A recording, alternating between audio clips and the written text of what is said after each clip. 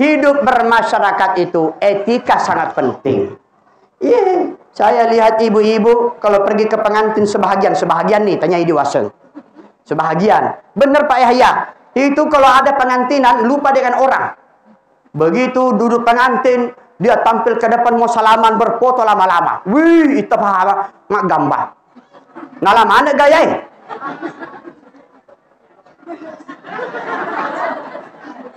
Kalau ini temen remaja mak, dia pernah selesai. Gaya anak sih dulu. Nak kasih jena. Awe. Orang sudah mau salaman, sudah padat tamunya, ini tidak beretika. Apa tidak boleh bersalaman? Boleh. Tetapi nareko mega nih tahu kasih na isen nya leta. Si sama mamak gambar sudah nih. Isen nau tangga-tangga awe waseng malolo, anak darariolo.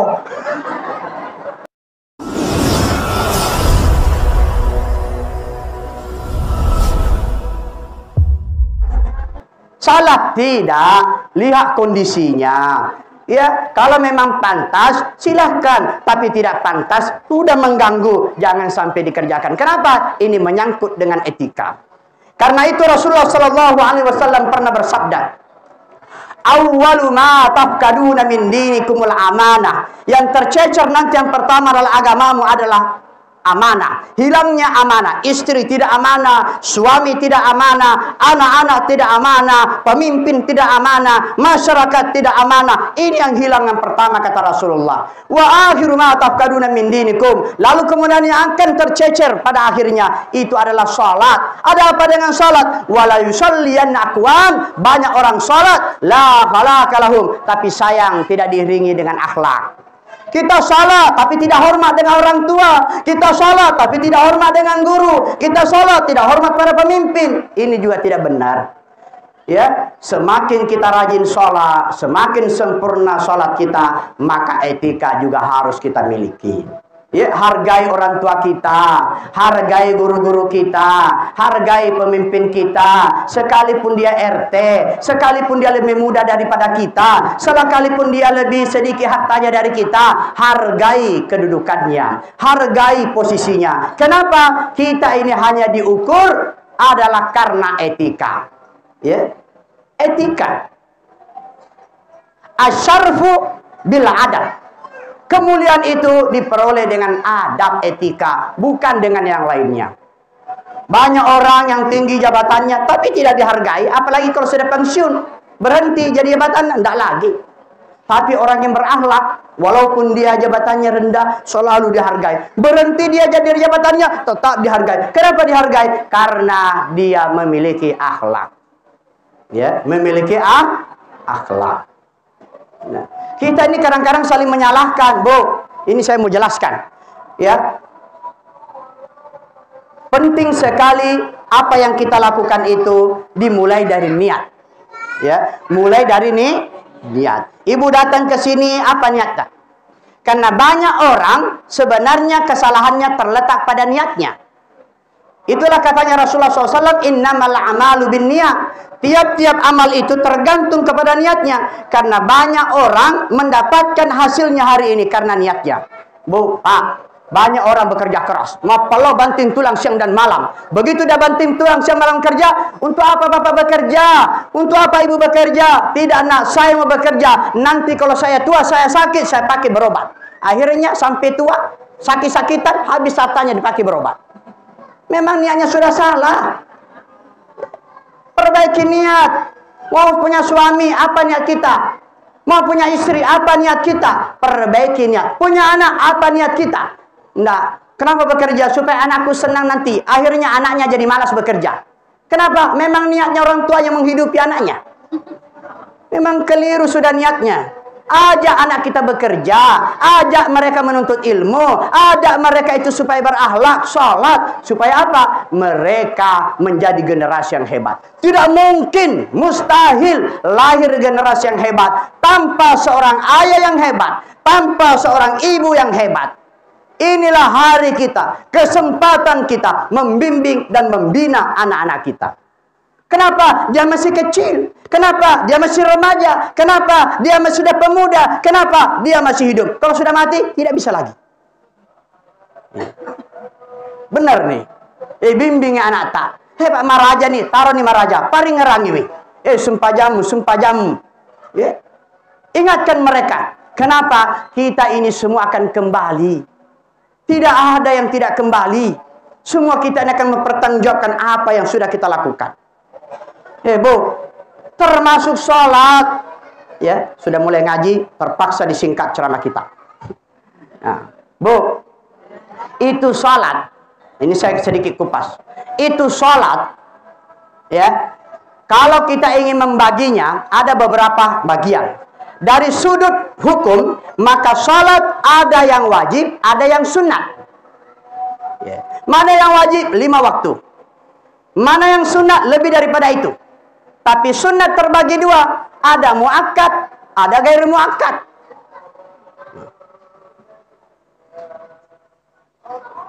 Bahkan yang sunat itu bisa termasuk sholat sunat mutlak.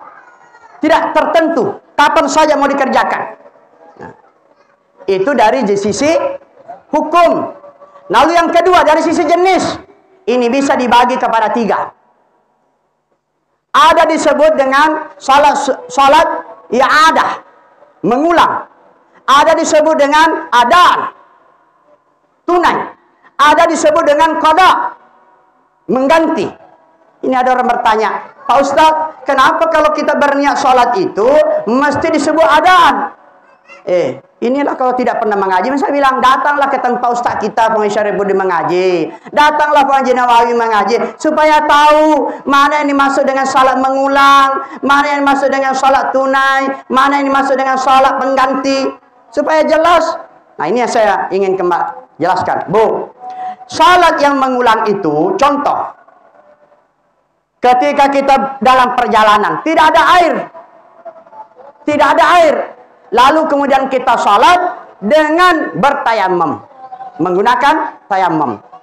Begitu kita salat, ternyata pesawat kendaraan kita ini sampai ke tujuan sebelum masuk waktu berikutnya, maka boleh kita mengulangi salat. Itu. Atau dalam perjalanan, misalnya menurut perhitungan kita, ya, sampai ke Pekanbaru itu memakan waktu 7 jam, 8 jam. Tiba-tiba kita ini sholat duluan. Nah, rupanya sebelum masuk waktu sampai di Pekanbaru, maka boleh mengulangi sholat. Nah, itu disebut dengan i'adah. Nah, ada lagi yang lain, nanti bisa dikembang, ya, bisa ditanyakan sama guru kita. Mana adaan? Dilaksanakan tunai pada waktunya, zuhur pada waktunya, asar pada waktunya, maghrib pada waktunya, isya pada waktunya. Ini disebut dengan adaan tunai, bayar di tempat. Nah, ya, saya terima nikahnya si Anu dengan mas kawinnya.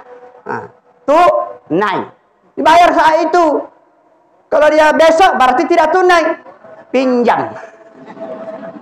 Nah, iya.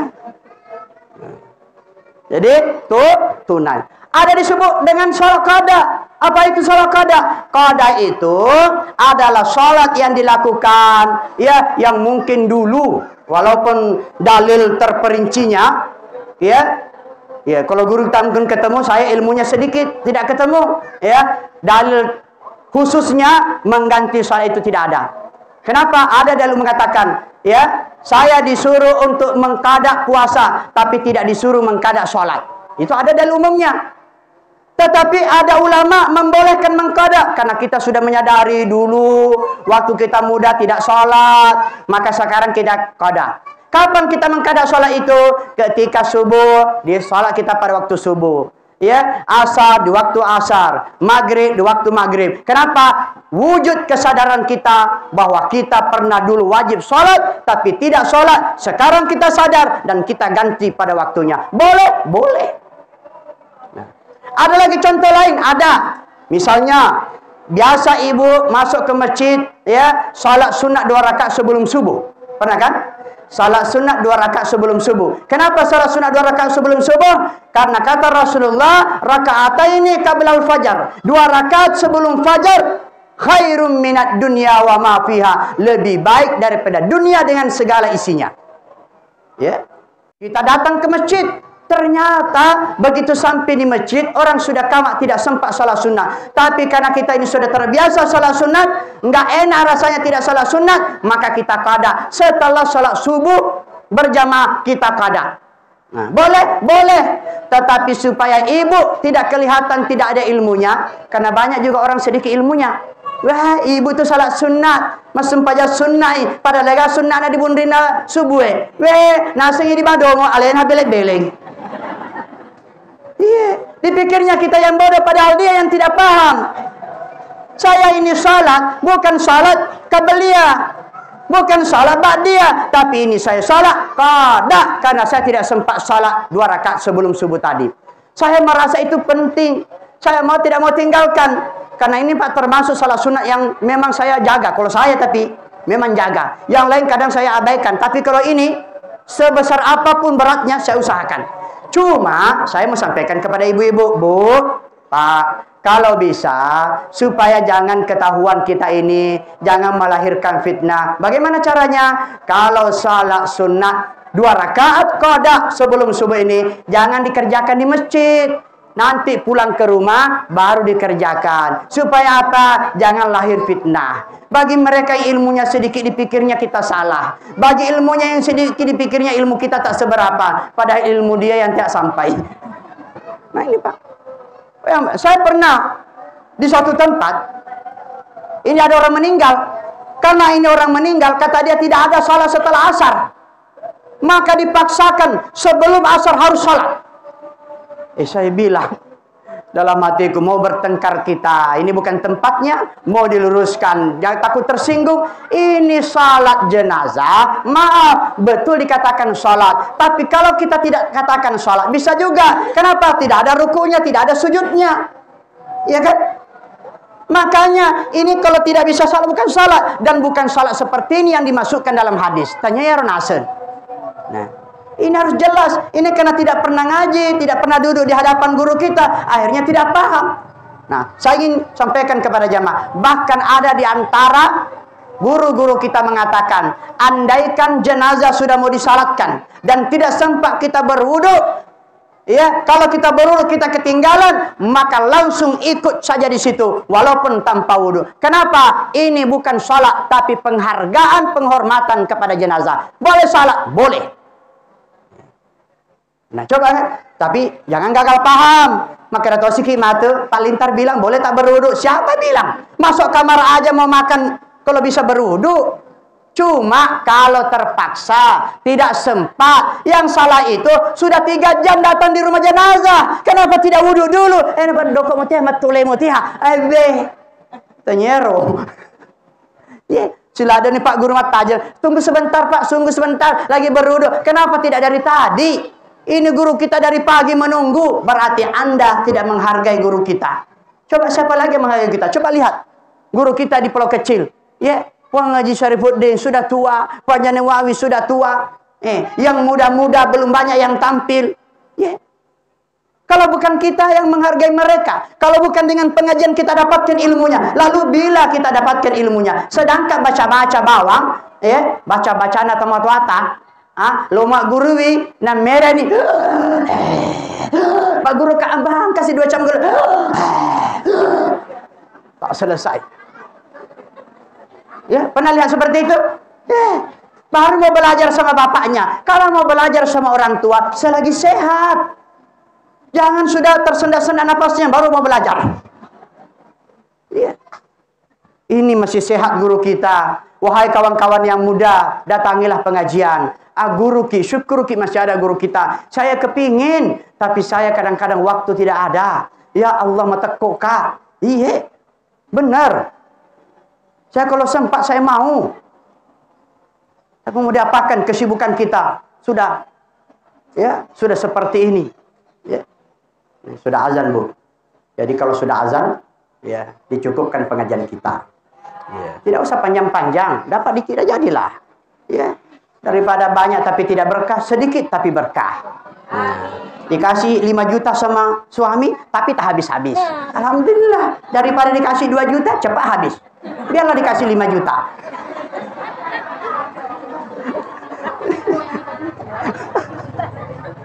Ya Bu, insya Allah nanti kita ketemu lagi di Pare 12. Ini sudah sore, saya minta maaf saya terlambat. Ini sudah ngaji, ibu-ibu. Saya yakin dan percaya karena ibu-ibu di sini ikut pengajian, ya, insya Allah aman, ya. Nah, jadi ibu-ibu ini sudah paham semua. Kecuali tadi yang saya lihat itu yang muda-muda, ya perlu ceramah panjang. Kalau muda-muda ini sudah sholat semua. Apa ini ceritanya? Soal rukun Islam sudah hafal, rukun iman sudah hafal, rukun sholat sudah hafal semua. Ya, rukun kauliyah, rukun fi'liyah, rukun kalbiyah sudah dikuasai semua. Kalau ini saya ceritakan, nah habis waktu kita. Yang saya mau ceritakan itu, Bu, biar paham rukun kalbiyah, biar paham rukun fi'liyah, biar paham rukun kauliyah, tapi jauh lebih penting pahami juga bagaimana hidup bersama dan bahagia dalam keluarga. Itu aja yang saya mau antar. Nah, inilah barangkali yang dapat saya sampaikan. Sebelum saya akhiri, kalau mau bertanya, boleh bertanya. Ada yang mau ditanyakan, Bu? Boleh bertanya. Pak Lintar berani kasih kesempatan bertanya. Beranilah, karena di sini ada guru kita. Kalau saya tidak bisa jawab, langsung saya kesempatan sama guru kita. Iya, silakan Bu. Gue ikutin dulu Pak. Iya. Silakan Bu. Ini kita sudah dekat masuk bulan Ramadan. Yang selama ini ada kita dengar ceramah atau dengan pengetahuan lain yang memang saya tidak tahu. Itu kalau bulan Ramadan kita ada sholat tarawih dan witir. Dan itu maksudnya witir itu sudah penutup Pak Ustadz. Jadi apa boleh kita sembahyang tahajud ya dalam bulan Ramadan itu? Itulah tanya saya. Mohon maaf. Assalamualaikum warahmatullahi wabarakatuh. Assalamualaikum warahmatullahi wabarakatuh. Ada lagi Bu yang sana? Satu aja. Baik, Ibu, sholat witir itu saya jelaskan, ya. Witir itu bermakna ganjil, ya, disenangi oleh Allah semua yang ganjil-ganjil, ya, sebagai lambang bagi dirinya yang ganjil, keesaan Allah. Lalu berikutnya, bagaimana melaksanakan sholat witir? Boleh dilaksanakan sebelum tidur. Ya, 2 rakaat setelah salat isya, ta'awuna isya, ba'diyah, boleh dilanjutkan dengan witir penutup. Yang kedua, boleh juga melaksanakannya setelah ya sholat tahajud atau sholat hajat, ya, di per-3 malam. Nah, di mana kita bisa melihat ini? Karena Rasulullah pernah ditanya sahabatnya, Umar bin Khattab, kapan kamu berwitir? Kata Umar bin Khattab, saya berwitir itu setelah sholat isya, setelah ba'da isya. Kenapa begitu? Karena di saya kurang terjaga. Nah, Bapak, tidak dilarang Rasulullah. Lalu Rasul tanya, kalau kamu kapan kamu berwitir? Saya berwitir setelah saya sholat tahajud. Karena saya rata-rata terjaga dengan malam itu. Nah, jadi boleh. Nah sekarang, kalau sudah berwitir di awal, ya, setelah salat ba'diyah, salat sunat ba'diyah isya, apakah boleh lagi nanti salat tahajud? Boleh. Boleh. Tapi tidak lagi berwitir, karena witir itu cuma sekali dikerjakan semalam. Ya. Hanya sekali, ya. Jadi nanti kalau misalnya ibu bulan Ramadan sudah taraweh, ya, kemudian witir, tertidur, ya. Nanti bangun tahajud, ya, tahajud aja, ya, tidak lagi pakai witir. Jelas Bu ya? Nanti kalau misalnya jawaban saya tidak pas di pengajian An-Nisa nanti bisa jelaskan oleh guru kita. Ada lagi? Saya semakin tak ada pertanyaan, semakin senang.